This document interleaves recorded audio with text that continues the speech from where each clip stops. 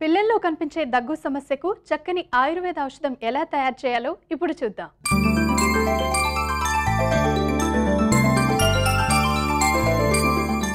Doctor గారు, ఈ ఔషధ తయారీకి ఏ మూలికలు తీసుకోబోతున్నాం?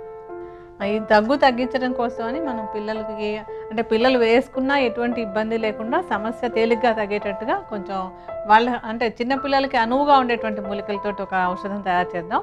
ఈ ఔషధం తయారీలో మనం మొట్టమొదటి తీసుకోబోయేది ఏంటంటే వంశలోచనం. యాక్చువల్గా ఇది వంశలోచనం అనేది సంస్కృతం పేరమ్మ. దీని తెలుగులో చెప్పేటప్పుడు వెదురు ఉప్పు అంటారు. అంటే వెదురు అంటే ఉంటాయి కదా, వెదురు చెట్లు ఉంటాయి కదా, వాటి మధ్యలోంచి ఒక గమ్ లాంటి పదార్థం వస్తుంది అనమాట. అది గట్టిపడి ఒక క్రిస్టల్స్లా తయారవుతుంది. దాన్ని మనం ఇందులో వాడతాము.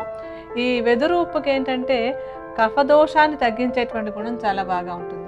ఇది చాలా సున్నితమైనటువంటి మూలిక, అందుకని చిన్నపిల్లలు వేసుకున్నా సరే వాళ్ళకి ఎలాంటి ఇబ్బంది లేకుండా ఉంటుంది. కఫాన్ని తగ్గిస్తుంది, అలాగే గొంతులో ఇరిటేషన్ వచ్చేటువంటి ఆ దగ్గు తగ్గడానికి కూడా ఈ వెదురు ఉప్పు చాలా బాగా ఉపయోగపడుతుంది.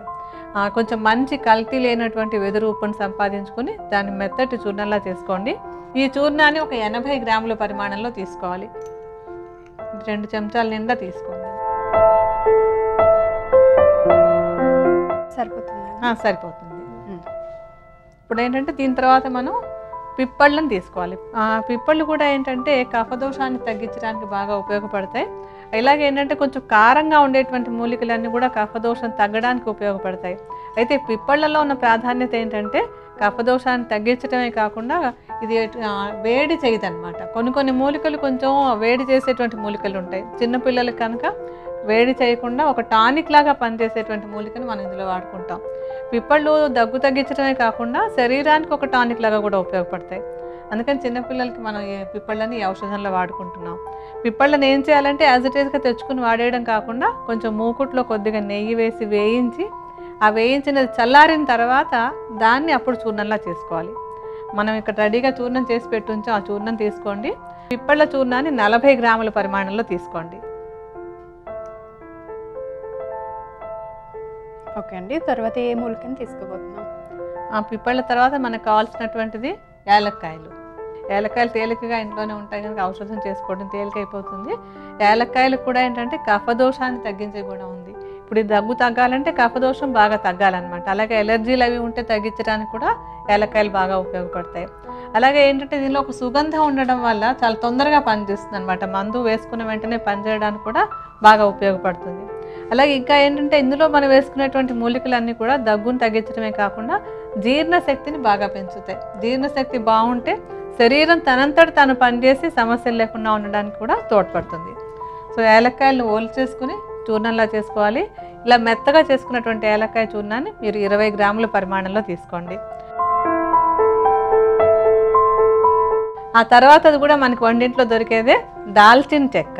ఈ దాల్చిన చెక్క కూడా కొంచెం కారంగా ఉండే మూలిక, అలాగే సుగంధ ద్రవ్యం కనుక ఏంటంటే కఫదోషాన్ని తగ్గిస్తుంది, తేలికగా పనిచేయడానికి ఉపయోగపడుతుంది.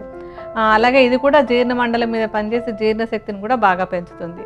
అంటే ఇదేంటంటే ఇంకా ఏమైనా ఇన్ఫెక్షన్లు ఉంటే మనం ఇందాక తీసుకున్నటువంటి యాలక్కాయ కానీ దాల్చిన చెక్క కానీ ఏమైనా ఇన్ఫెక్షన్లు ఉంటే వాటిని తగ్గించడానికి కూడా బాగా ఉపయోగపడతాయి.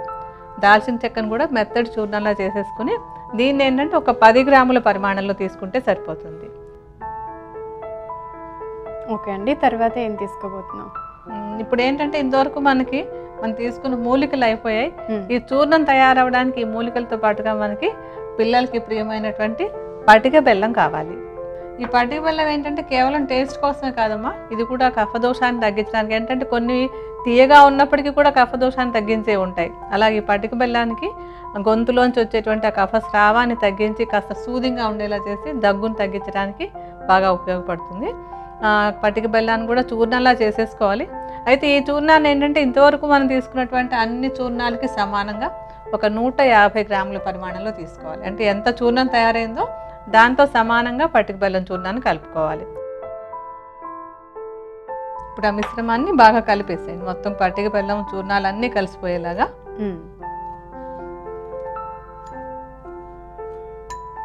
ఈ మిశ్రమాన్ని ఎలా వాడాలంటారు? ఇలా బాగా కలిపేసి దీన్ని ఏంటంటే ఎయిర్ టైట్గా పెట్టుకోవాలి. ఎందుకంటే పటిక బెల్లం ఉంది కదా, గాలిలో తేమలో ఏమైనా ఉన్నట్టయితే కనుక ఆ తేమ తగిలితే కూడా ఇది కొంచెం తడితడిగా అయిపోతుంది. అందుకని అలా అవ్వకుండా మూత పెట్టేసి టైట్గా ఉంచేసి పిల్లలు ఎవరికైనా సరే దగ్గు వస్తూ ఉన్నట్టయితే ఈ చూర్ణాన్ని ఏంటంటే ఒక చిన్న చెంచాడు చూర్ణాన్ని 3 పూట్ల కూడా ఒక చిన్న చెంచాడు చూర్ణాన్ని అవసరమైతే 4వసారి ఇచ్చినా కూడా ఏం పర్వాలేదు.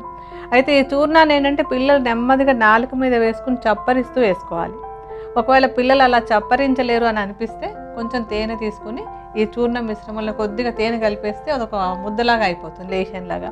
అలా ముద్దలాగా చేసేసుకుని దాన్నైనా నాలుక మీద పెట్టి నాకించాలన్నమాట. అంటే మింగేయకూడదు.